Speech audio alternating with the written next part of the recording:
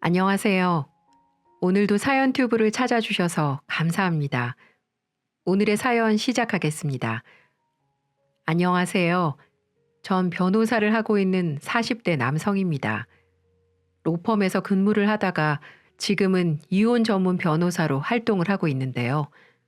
아무래도 이혼 관련해서 소송을 맡아보다 보니까 이런저런 기막힌 일들을 보고 듣곤 합니다. 그런데 제가 지금부터 여러분들에게 들려드릴 이야기는 남의 얘기가 아니고 제 이야기입니다. 중이 제 머리 못 깎는다는 말 들어보셨죠? 그 말이 꼭 저를 두고 하는 말 같아서 조금은 창피하기도 하지만 조심스럽게 사연을 풀어봅니다. 전 아버지 얼굴이 잘 기억이 나질 않습니다. 어머니 말에 의하면 옛날에 주유소에서 석유 장사를 하셨다는데 제가 아장아장 걸을 때 병으로 돌아가셨다고 합니다. 그래서 저도 사진에 남아있는 아버지 얼굴을 본 게 전부고요. 아버지가 젊은 나이에 세상을 뜨자 홀로 젖먹이 아들을 키워야 하는 어머니는 먹고 살기가 갑갑하셨대요. 누구의 소개로 시장 한편에 솥단지 하나 걸고 국밥 장사를 하며 저를 키웠습니다. 추우나 더우나 국밥 한 그릇 팔아보겠다고 아등바등 산 세월이 어디 녹록했겠습니까? 어머니는 손이 부르트도록 열심히 사셨고 제가 공부를 마칠 때까지 허리 한번 제대로 펴지 못하셨죠.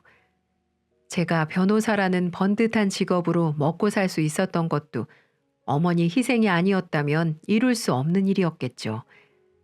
전 변호사 시험에 어렵게 합격을 하자마자 결혼을 했습니다. 대학 졸업하고 소개팅으로 아내를 만났는데요. 저보다 3살 연상인 아내는 성격이 무척 활달하고 적극적이었죠. 좀 내성적인 저와는 정반대 성향을 가진 여자였어요. 아마 그런 부분 때문에 당시 아내가 마음에 들었는지도 모르겠습니다. 아내는 저와 결혼 전에는 스포츠 용품 유통회사에 다니던 회사원이었어요. 본래 성격이 호탕하고 음주 가무를 좋아해서 회사 내에서도 인기가 무척 많았죠. 연애 때 아내의 직장 동료와 몇 번 자리를 가진 적도 있었는데요. 얼마나 야무지게 놀던지 제가 고개를 절레절레 흔들 정도였죠. 회식 자리에 가면 원샷, 원샷을 외치며 분위기를 이끌 줄도 아는 사람이었어요. 김 대리님 마셔요. 오늘 이거 먹고 죽자고요. 짠! 이렇게 말 한마디를 해도 즐겁게 하는 사람이더라고요. 전 저와 다른 면을 가지고 있는 아내에게 마음을 온통 빼앗기고 있었습니다. 아내 역시 그런 제가 마음에 들었는지 우린 큰 부침 없이 연애를 이어갔고요. 2년이 조금 넘도록 연애를 하고 결혼까지 이르렀습니다. 처음 우리 부부는 아무 문제도 없었죠. 저는 괜찮은 로펌에 취직해서 차근차근 변호사의 길을 밟아갔고요. 아내 역시 직장에서 나름 성과를 만들며 인정을 받았으니까요. 두 사람 모두 각자의 역할에 충실했고 서로를 존중하며 원만하게 가정을 꾸려갔습니다. 어머니도 그런 며느리를 참 예뻐했습니다. 꼭 딸 자식이 생긴 것처럼 며느리 보는 눈빛에는 꿀이 뚝뚝 떨어졌죠. 팔자야, 밥은 챙겨 먹었니? 요새 입맛이 없어? 얼굴이 말랐네. 네가 좋아하는 거 만들어 줄까? 아니에요, 어머니. 다이어트 하느라 그래요. 신경 쓰지 마세요. 그리고 어머니, 저 팔자라고 부르지 마시라니까요. 네가 뺄 살이 어디 있다고 다이어트야. 무엇보다 건강이 먼저지. 아무래도 안 되겠다. 내가 사골이라도 끓여 놓을 테니 조만간에 한번 들러라. 어머니도 참 사골국은요. 몸에 좋은 게 아니라 혈관 건강에 엄청 안 좋은 음식이라고요. 그러니까 절대 끓이지 마세요. 저 진짜 안 먹어요. 어? 그래? 아내는 시어머니와 격이 없이 잘 지냈습니다.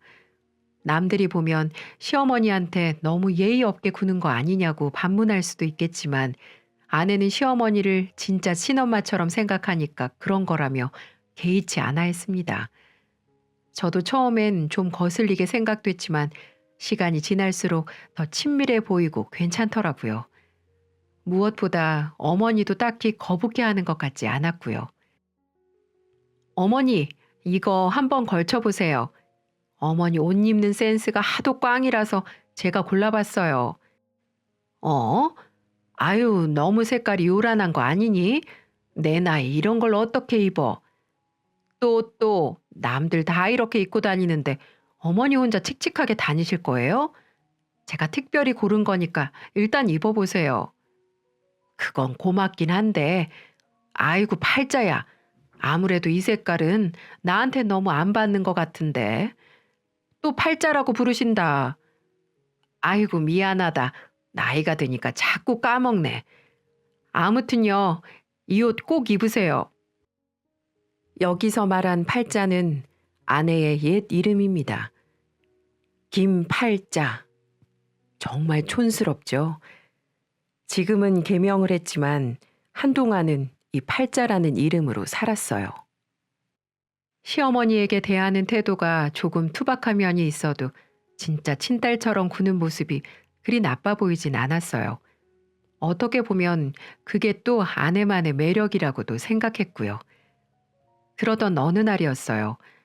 청주에 홀로 계신 어머니에게 전화가 왔습니다. 갑자기 얼굴이 보고 싶다며 시간 내서 내려올 수 있겠냐고 물으시더라고요. 전 바로 그날 어머니가 계신 청주로 내려갔습니다. 어머니는 안색이 무척 좋지 않았어요. 무슨 일이 있냐고 물어도 속 시원하게 대답을 하지 못하는 겁니다. 몇 번을 망설이는 어머니는 겨우 입을 뗐습니다. 지난주에 건강검진 결과가 나왔는데, 글쎄, 내가 폐암이라지 않니? 아휴, 그래서 정밀검사를 했는데 폐암 진단을 받았어. 나도 이제 살 날이 얼마 남지 않은 것 같다. 네? 폐암이라고요? 말기요? 수술도 안 된대요? 시장 구석에서 국밥을 팔아 절 키우고 학교도 보낸 어머니십니다. 갖은 고생 끝에 이제 겨우 아들 변호사 만들어놨는데 폐암이라니요? 이게 무슨 날벼락 같은 말일까요? 전 믿을 수가 없었습니다. 저는 이튿날 다시 병원을 찾았고 담당 의사한테 자세한 소견을 들었습니다. 어머니는 폐암 3기로 수술이 힘들 것 같다는 것이었어요. 항암 치료가 유일한 방법인데 워낙 고령이셔서 잘 견딜 수 있을지 모르겠다는 회의적인 답변만 들었습니다. 정말 하늘이 무너지는 것 같더군요. 어머니에게 효도도 다 하지 못했는데 이렇게 허무하게 어머니를 떠나보내야 한다는 사실이 정말 절망스러웠습니다. 하지만 이대로 포기할 수는 없었어요. 무슨 수를 써서라도 어머니의 병을 낫게 해야겠다고 생각했습니다. 엄마, 3기라고 해도 항암 치료받고 완치된 사람 많아요. 요새는 워낙 의학이 발달했잖아요. 그러니까 너무 걱정 말고 치료나 잘 받자고요. 그래, 너 일하는데 괜히 내가 짐이 되는 게 아닌가 싶구나. 그런 말이 어딨어요. 엄마 병이 먼저죠. 아무튼 내가 다 알아서 할 테니까 걱정 마세요. 전 어머니를 서울에 있는 병원으로 옮기기로 했고요. 아내에게도 이 사실을 알렸습니다.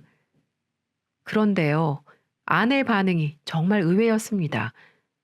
아내는 마치 남의 얘기를 듣는 것처럼 무덤덤한 표정으로 고개를 끄덕이는 겁니다. 그래? 어쩌다가 그런 병에 걸리셨대? 3기면 거의 힘든데. 그럼 서울에 있는 병원으로 옮기면 계속 입원해 계시는 거야? 어? 아, 항암 치료를 받을 땐 3, 4일 입원해 계시다가 또 몇 주 통원 치료했다가 경과 보고 입원을 하던지 다시 통원을 하던지 그러는 거야. 그래서 말인데 지금 상황이 급하게 됐으니까 당분간 어머니랑 합가를 하는 게 어떨까 해서 어머니 완치될 때까지만 말이야. 눈을 커다랗게 뜬 아내는 1초의 망설임도 없이 딱 잘라 거절을 하더라고요. 뭐? 그게 말이 돼? 나도 바쁘고 당신도 바쁜데 어머니가 여기 계시면 누가 챙겨? 그리고 나 남이랑 잠자는 거 잘 못하잖아. 싫어. 그건 안 돼. 여보, 그게 무슨 소리야. 어머니가 아프다잖아. 언제 돌아가실지도 모르는 상태야. 서울에서 치료를 받는 동안만이라도 함께 있자는 건데 그것도 안 돼? 그래, 안 돼. 절대 안 돼. 어머니 아픈 거랑 내가 싫은 거랑은 별개의 문제야. 같이 살던 사람이 아닌데 불편해서 어떻게 지내? 정 그러면 작은 오피스텔이라도 하나 얻어서 거기서 왔다 갔다 하던가. 그럼 되잖아. 요새 누가 시어머니랑 같이 산다고 이래? 그런 말을 서슴없이 하는데 정말 정나미가 뚝뚝 떨어지더라고요. 지금까지 친엄마처럼 생각한다는 말은 전부 거짓말이었나 봅니다. 전 배신감이 불쑥 들며 마음이 불편했지만 다시 한번 간곡히 부탁을 했죠. 여보, 진짜 안 되겠어? 우리 어머니가 죽게 생겼다는데도 이게 안 돼? 난 안 돼. 그러니까 어머니랑 함께 살려면 나랑 이혼을 하던지, 그게 싫으면 그냥 따로 살던지 해. 이혼? 지금 이혼이라고 했어? 그래, 난 죽어도 못하니까 당신이 정 어머니 신경 쓰이면 그냥 이혼해. 대체 이 여자는 어떻게 생겨먹은 걸까요? 시어머니가 죽게 생겼다는데 이혼을 운운하며 남편을 협박합니다. 그 순간 여태까지 제가 알던 아내는 진짜 아내가 아닐지도 모른다는 생각이 들더군요. 어쩌면 목에 핏대를 세우고 있는 지금의 모습이 아내의 진짜 모습일지도 몰랐습니다. 하지만 더 이상 입씨름을 할 여력이 없었습니다. 전 아내의 반대로 어머니를 집에 모시지 못했고 대신 병원 근처에 적당한 오피스텔을 얻었습니다. 어머니에겐 항암 치료를 받게 되면 병원을 계속 드나들어야 하니까 병원과 제일 가까운 곳에서 지내는 게 좋겠다는 핑계를 댔죠. 이런저런 생각을 할 여력이 없었습니다. 제일 중요한 건 어머니의 치료 아니겠습니까? 아내에 대한 섭섭한 마음은 미루고 어머니를 오피스텔로 모셨어요. 어머니의 항암 치료는 수개월 동안 계속 이어졌습니다. 항암 치료라는 게 정말 고된 일이거든요. 어머니는 나이도 많으셨고 본래 가지고 있던 지병도 있어서 무척 힘들어 하셨죠. 그나마 다행인 건 항암 치료를 받고 나서는 미약하나마 차도가 있다는 점이었습니다. 전 오피스텔과 병원을 계속 드나들면서 어머니를 간병했죠. 그런데 아내의 행동이 정말 가관이더군요. 시어머니가 그렇게 아픈데 병문안 딱 한 번 다녀온 걸 제외하곤 조금도 신경 쓰지 않는 겁니다. 간병은커녕 안부조차 물어보는 것이 드물었죠. 솔직히 그런 아내에게 너무 서운하고 화도 났지만 그런 거 일일이 따지고 싶지도 않았습니다. 제 머릿속엔 어머니의 병 치료가 우선이었으니까요. 그런 제 마음도 모르는 아내가 갑자기 사업을 하겠다고 선언을 하더군요. 다니던 회사를 그만두고 작은 배드민턴 용품 매장을 차리겠다는 것이었어요. 예전부터 자기 일을 해보겠다고 벼르고 있던 차에 저질러 보겠다는 것이었죠. 솔직히 하필 이런 타이밍에 사업 얘기를 꺼내는 게 영 마음에 들지 않았습니다. 하지만 아내는 제게 허락을 구한 게 아니고 통보를 한 것뿐이었어요. 아내에게 제 의견은 그렇게 중요한 것이 아니었죠. 결국 아내는 자신의 뜻대로 사업을 시작했고 꽤 많은 자금을 들여 매장을 열었습니다. 전 아내의 일에 별로 신경을 쓰고 싶지 않았습니다만 아내의 사업은 은근히 괜찮은 것처럼 보였습니다. 얼핏 들어보면 매장에 들여놓을 물건의 주문량도 그렇고 주고받는 대금도 상당했거든요. 사실 전 그런 아내가 탐탁지 않았어요. 사업이 잘 될수록 아내가 바깥으로 놔두는 일이 더 잦아졌거든요. 시어머니가 아픈 건 조금도 신경 쓰지 않으면서 사업한답시고 가정일에 소홀해지는 게 영 보기 싫었어요. 하지만 아내는 멈출 생각이 없어 보였습니다. 뭐라고? 매장을 또 열겠다고? 벌써 세 개째인데 또? 어, 이번에 받은 자리는 위치가 아주 좋아. 중국에서 들여올 물건도 퀄리티가 괜찮고, 여기 오픈하면 다른 매장보다 매출쯤은 가뿐히 뛰어넘을걸? 여보, 너무 무리하는 거 아니야? 어쨌든 매장을 열려면 돈이 들어갈 텐데 그 많은 돈을 어디서 구하려고? 당신은 걱정 말고 기도나 해. 내 능력 보고 투자하겠다는 사람들이 줄을 섰으니까. 투자? 그래. 내 운영 능력과 유통 인프라를 보고 투자하는 거지. 암튼 당신은 이런 와이프 만난 걸 행운으로 알라고. 투자를 받아 매장 수를 더 늘리겠다는 겁니다. 무리한 사업 확장에 슬슬 걱정이 됐지만 전 아내를 말릴 수가 없었습니다. 도통 제 말을 들을 사람이 아니라는 걸 잘 알고 있었거든요. 이번 주말에 엄마 생신이야. 알지? 어머, 그래? 이거 어쩌지? 나 배드민턴 동호회 사람들이랑 선약이 돼 있는데. 뭐? 당신, 어머니가 아프신데도 잘 들여다보지도 않잖아. 그런데 생신까지도 건너뛰겠다는 말이야? 여보, 사업을 하다 보면 다 그렇지. 내가 잘 벌어야 어머니 병원비도 되고 약값도 되고 그러는 거 아니야? 그리고 아픈 어머니는 의사가 들여다봐야지. 내가 들여다본다고 해서 달라질 게 뭐가 있어? 그리고 이건 절대 취소할 수가 없는 모임이야. 중요한 투자자도 함께하는 거거든. 아무튼 올해 어머니 생신은 자기 혼자가. 어머니한테는 내가 따로 좋은 거 보내드릴게. 정말 대단한 팔자죠. 도대체 뭐가 그렇게 혼자 바쁜 건지. 평일은 말할 것도 없고 주말에도 영 시간을 내기가 어려웠죠. 배드민턴 동호회다, 직원들 회식이다, 비즈니스 미팅이다. 사실 그 당시엔 저도 로펌에서 나와 사무실 준비를 하느라 나름 바빴거든요. 그런데 아내는 그런 저보다 훨씬 바쁜 척을 했습니다. 사업 자체가 잘 되니까 이런저런 할 일이 많은 건 알겠지만 이건 아니다 싶었습니다. 아픈 시어머니 봉양하라고 강요는 할 수 없겠지만 그래도 최소한의 도리는 해야 하는 거 아니겠어요? 어머니가 그렇게 예뻐하시고 아끼셨는데 이런 식으로 나오니까 정말 너무하다는 생각이 들더군요. 대체 이런 여자를 뭐가 좋다고 결혼을 한 걸까?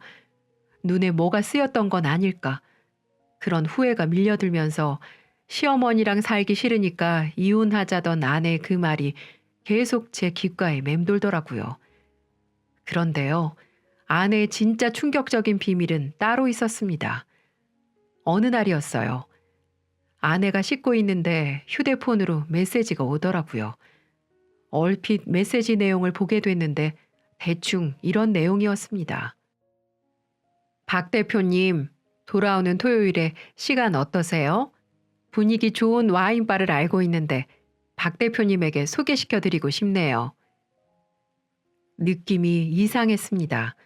발신자는 홍익표 사장님, 분명 남자이고 내용도 일상적인 업무와는 거리가 멀어 보였습니다. 저도 모르게 순간적으로 홍익표 사장이라는 사람의 전화번호를 머릿속에 기억해 두었죠. 그리고 샤워를 마치고 나온 아내에게 물었습니다.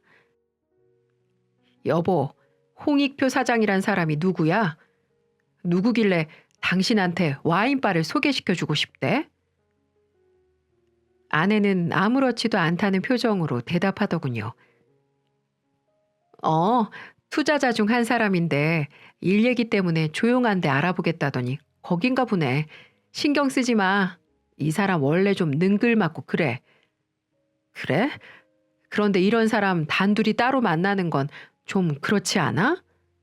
아유, 당연하지. 내가 왜 이런 사람이랑 단둘이 만나니? 여러 사람이랑 같이 보는 거니까 걱정 붙들어 매세요. 네? 뭐 걱정하는 건 아니고. 그래요. 사업을 하다 보면 이런저런 사람 만나기 마련이죠. 태어난 아내의 반응에 제가 괜스럽게 반응을 했나 싶었습니다. 목에 가시가 걸린 듯 찝찝했지만 괜한 의심은 거두고 아내에게 덧붙였습니다. 그래도 항상 조심해. 당신은 여자니까 사람들이 쉽게 보고 다른 생각할 수도 있으니까. 내가 당신보다 3년이나 인생을 더 산 사람인데 그것도 모를까 봐? 걱정 마. 전 로펌을 나와서 이혼 전문 변호사로 사무실을 개소한 때였습니다. 상담을 하다 보면 별스러운 이야기들이 많이 나오거든요. 혹시 사업가 아내에게 치근대는 사람이 있을지도 모른다는 생각에 불안했습니다. 이혼 소송 상담을 하는 고객 중에 가끔 이런 부탁도 하는 사람이 있습니다. 배우자가 바람을 피우는 것 같으니까 차에다 위치 추적 장치 같은 거 달아주면 안 되냐고요. 변호사는 그런 일을 하는 사람이 아니라고 해도 증거를 잡아야 한다며 생떼를 부리곤 합니다. 그땐 헛웃음을 짓고 말았지만 막상 제가 불안해지니까 그 고객의 마음이 이해가 되더라고요. 하지만 그렇다고 아내의 외도를 함부로 의심할 수 있겠습니까? 아무리 시어머니에게 정없이 굴어도 분명 그것과는 다른 문제니까요. 그저 활발하고 노는 거 좋아하는 여자니까 이래저래 귀찮게 구는 사람들도 있겠구나. 그냥 그렇게 생각하고 말았죠. 그 안일함이 얼마나 순진한 생각이었는지를 깨닫게 되는 순간은 이내 찾아오더군요. 사무실에서 함께 일하고 있는 사무장이 제게 조심스럽게 이런 말을 하는 겁니다. 저 변호사님, 제가 지난 주말에 가족들이랑 남이섬에 다녀왔거든요. 근데 누굴 좀 봤는데요. 누굴 봤길래 그래요? 빚쟁이라도 만났어요? 실은 사모님을 본 것 같아서요. 네? 우리 집사람을요? 잘못 보신 거 아니에요? 지난주에 와이프는 회사 사람들이랑 유기견 보호센터 봉사 갔었는데. 그렇죠? 아유, 그럼 제가 잘못 봤나 보네요. 그러니까요. 사모님이 웬 남자분이랑 계시는 걸 보고 시겁했지 뭡니까? 제가 작년에 녹내장 수술을 했지 않습니까? 그래서 눈이 좀 침침해요. 아, 그래요? 그럼 사무장님이 잘못 보신 게 확실하겠네요. 전 아무렇지도 않은 듯 웃으며 받아 넘겼지만 마음 한구석이 캥기는 겁니다. 분명 아내는 매장 직원들과 함께 정기적으로 가는 유기견 보호센터 봉사를 간다고 했습니다. 자주 있는 일이라서 조금의 의심도 하지 않았지만 그런 아내를 남이섬에서 봤다는 사무장의 말은 제 불안을 증폭시켰죠. 일단 사실관계는 확인해 봐야 했습니다. 전 아내에게 말하지 않고 퇴근길에 아내의 매장을 찾아갔습니다. 이따금씩 가본 적이 있어서 매장 직원들도 제 얼굴을 알고 있었고요. 매장 직원들은 제 얼굴을 알아보고 반갑게 인사를 하더군요. 어머, 안녕하세요. 사장님 지금 여기 안 계시는데? 아, 그래요. 오늘 근처에 들를 일이 있어서 와이프랑 같이 퇴근하려고 했는데 헛걸음을 했네요. 괜찮아요. 어쩔 수 없죠, 뭐. 아, 그러셨구나. 깜짝 이벤트였는데 사장님이 운이 없으시다. 아유, 그러니까요. 근데 오 실장님은 지난 주말 잘 보냈어요? 저요? 아유, 뭐 집에서 뒹굴뒹굴 거렸으니까 잘 보낸 거겠죠? 아, 그래요. 그런데 그 유기견 보호센터 봉사는 안 가요? 거기 작년에 문 닫아서 그 뒤로 안 가는데요. 거기는 왜요? 그래요? 아니, 요샌 잘 안 가는 것 같아서요. 아무튼 잘 알겠습니다. 그럼 나중에 또 봬요. 이걸로 확실해진 겁니다. 아내는 제게 보호센터 봉사를 간다고 거짓말을 하고 다른 남자와 남이섬에 갔던 것이었습니다. 온몸에 소름이 돋더라고요. 남들 얘기인 줄로만 알았던 배우자의 바람이 저한테도 일어난 것이었습니다. 전 최대한 침착하게 마음을 다스리며 집으로 돌아올 아내를 기다렸습니다. 당신 지난주에 어디 갔었어? 나? 유기견 보호센터 봉사 간다고 했잖아. 갑자기 그건 왜? 끝까지 거짓말 할 거야? 당신 남자랑 남이성 같다면서? 뭐? 누가 그래? 어디서 그런 헛소리를 듣고 이래? 봤다는 사람이 있어. 그리고 보호센터 봉사 작년부터 가지 않았다며? 대체 왜 그런 거짓말을 하는 거야? 나 말고 누구 만나는 사람 있어? 바람이라도 피우는 거야? 이 남자가 오늘 왜 이래? 그래, 거래처 사람이랑 남이성 갔다 왜? 그쪽 사장님이 직원들이랑 단합대회 간다고 해서 하도 부탁을 하길래 남이섬에 갔어. 전부 일 때문에 그러는 건데 이런 식으로 사람 몰아붙일 거야? 그럼 그렇다고 말을 해야지. 왜 거짓말을 해? 내가 그쪽 간다고 하면 당신이 퍽도 잘 다녀오라고 했겠다. 당신 속 좁은 거 내가 몰라? 괜히 솔직히 말했다가 당신이 괜히 의심할 것 같아서 그랬어. 그래도 그렇지. 누가 이혼 변호사 아니랄까 봐 사람을 그렇게 의심하냐? 당신은 몰라. 접대니 뭐니 사업하는 사람이 얼마나 굽실대야 하는데. 아내는 펄쩍 뛰더라고요. 솔직히 그 말이 조금도 믿기지 않았지만 하도 아니라고 우겨대니까 더 이상 싸우고 싶지 않더라고요. 일단은 알았다고 하고 사건은 일단락됐습니다. 당연히 아내와의 관계는 소원해졌어요.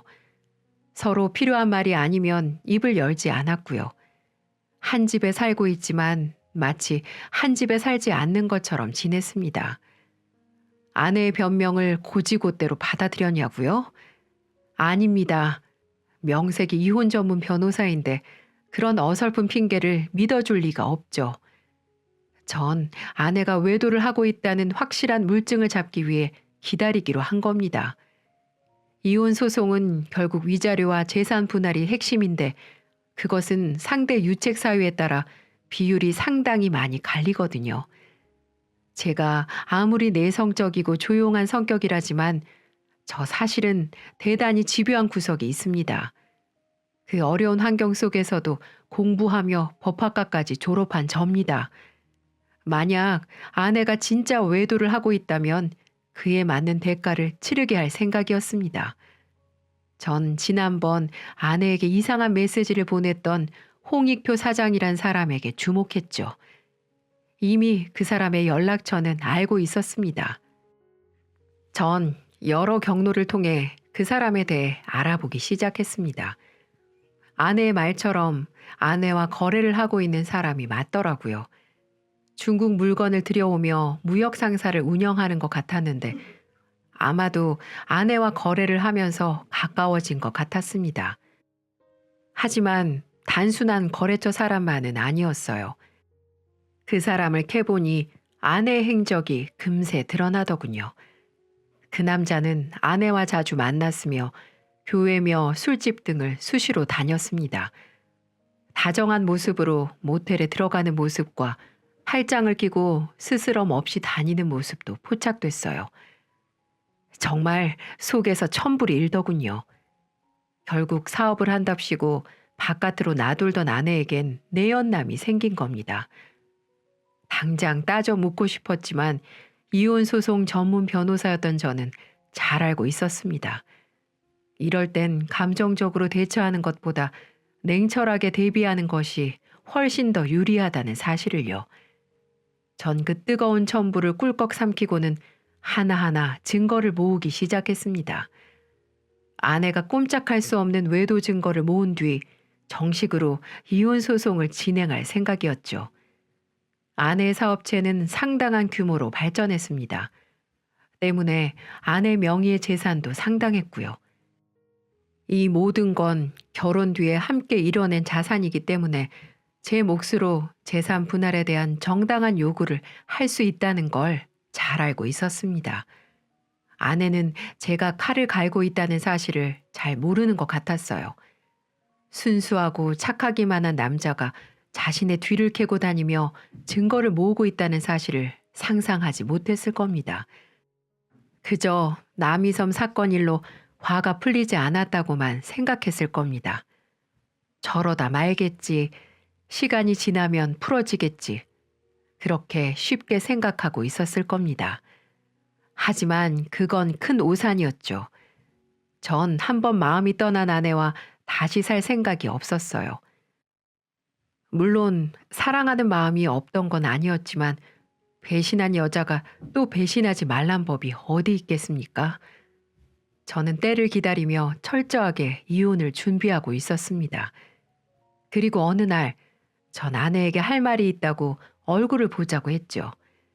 그러자 아내도 마침 잘 됐다며 자신도 제게 할 말이 있었다고 하더군요. 저와 마주한 아내는 뜻밖의 말을 꺼냈습니다. 나 당신이랑 그만 살아야 할 것 같아. 당신의 그 의처증도 지긋지긋하고 시어머니를 모시라고 은근히 강요하는 것도 견디기 힘들어. 그러니까 이제 우리 이쯤에서 그만하고 이혼하자. 참 적반하장도 유분수죠. 저 발칙한 입에서 이혼이란 단어가 나오는 게 어찌나 가소롭던지요. 제가 아내가 외도하고 있다는 사실을 알고 있다는 것도 모른 채 뻔뻔하게 이혼을 요구하는 겁니다. 게다가 이혼의 원인이 마치 제게 있는 것처럼 뒤집어 씌우면서까지 말이죠. 아마 아내는 상간남이랑 살림이라도 차릴 생각인 모양입니다. 내가 좀 알아봤는데 우리 결혼하고 나서 재산이 좀 늘었잖아. 하지만 그건 내가 사업을 잘 일으켜서 그렇게 된 거니까 이혼을 해도 당신한테 갈 재산은 별로 없을 거야. 그 대신 당신한테 위자료는 받지 않을게. 그러니까 깔끔하게 헤어지자.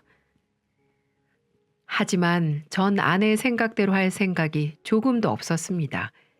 이제 저도 더 이상 참지만은 않기로 결심했죠. 그래, 하자, 이혼. 네 소원대로 이혼해 줄게. 이혼 서류 보내. 도장 당장 찍어줄 테니까. 그런데 재산 분할은 정상적으로 해야 할 거야.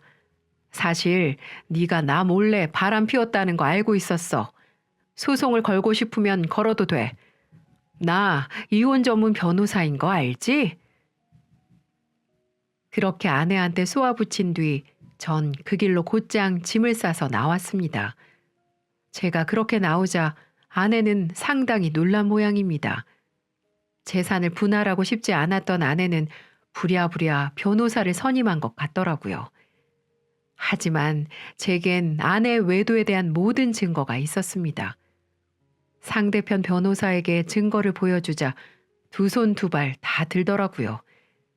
그리고 아내한테 괜히 힘쓰지 말고 조용히 합의 이혼을 하는 게 좋겠다고 조언을 했습니다. 아내 명의의 재산이 상당했고 재산 형성에 있어서 아내의 기여분이 컸지만 결혼을 한 기간과 외도로 인한 이혼 사유 때문에 재산 분할에 불리할 수 있다는 게 이유였어요. 아무튼 우리 부부는 그것으로 이혼 서류에 도장을 찍었고 아내는 울며 겨자 먹기로 자신의 재산을 제게 분할해 주었습니다. 그리고 상간남에게 따로 위자료를 청구해 보상을 받을 수가 있었어요. 이렇게 모든 게 정리가 되었습니다. 근데 이상하게 헛헛한 마음이 들더라고요. 제 손으로 많은 부부들을 이혼시켰지만 제가 막상 당사자가 돼보니까 또 다른 기분이더군요.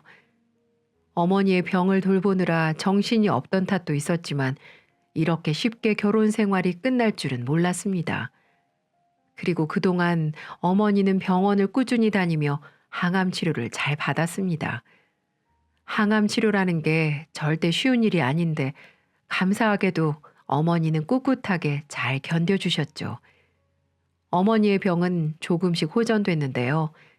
항암 치료가 진행될수록 암세포가 눈에 띄게 줄어드는 것이었습니다. 담당 선생님도 대단히 이례적인 일이라며 축하를 해주셨고요. 그렇게 1년쯤 치료를 하고 어머니는 완치까지는 아니었지만 매우 희망적인 진단을 받을 수 있었습니다. 완치는 힘들겠지만 꾸준히 치료를 받는다면 더 이상 나빠지지는 않을 것 같다고 하시더군요. 정말 다행스러운 일이죠. 전 살아생전에 저를 힘들게 키워주신 어머니에게 효도를 하겠다고 다짐했습니다. 언제까지 사실지는 모르지만 전 어머니의 아들이잖아요. 제가 지켜드려야죠. 매일 주름진 손으로 저를 안아주셨던 어머니. 이제는 제가 어머니의 보호자가 되어 평생 지켜드릴 겁니다. 그리고 어느 날 이혼한 아내에게서 전화가 오더라고요.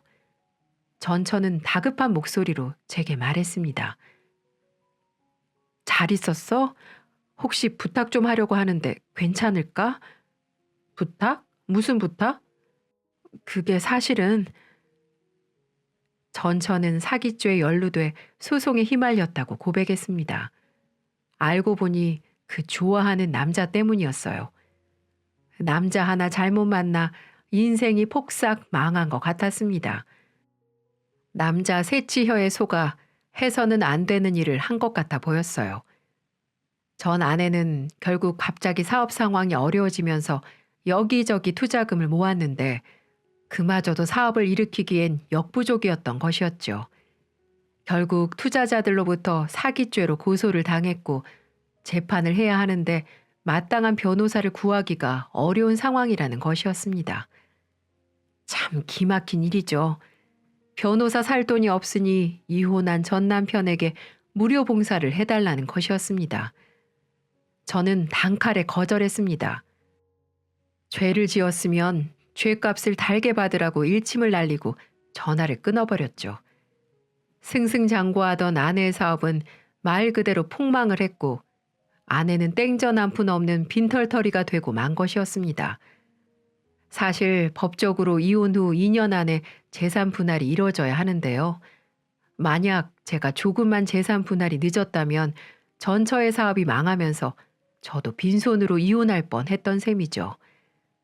이후에 들은 소식으로는 전처는 사기죄로 징역 2년을 선고받고 수감 중이란 소식을 들었습니다. 가끔 그때를 생각하면 정말 이 세상에 신은 있는 건가 라는 상상도 해봅니다. 외도한 아내는 천벌을 받았고 저와 저의 어머니는 다시 새로운 인생을 살게 된 것이니까요. 팔자를 펴보려던 팔자의 인생은 결국 나락으로 떨어져 버린 거죠. 어찌됐던 착하게 살아야 팔자도 펴지는 게 아니겠습니까? 제 이야기는 여기서 마무리를 할까 합니다. 여러분들의 가정에도 늘 평화만 있기를 바랍니다. 끝까지 들어주셔서 감사합니다.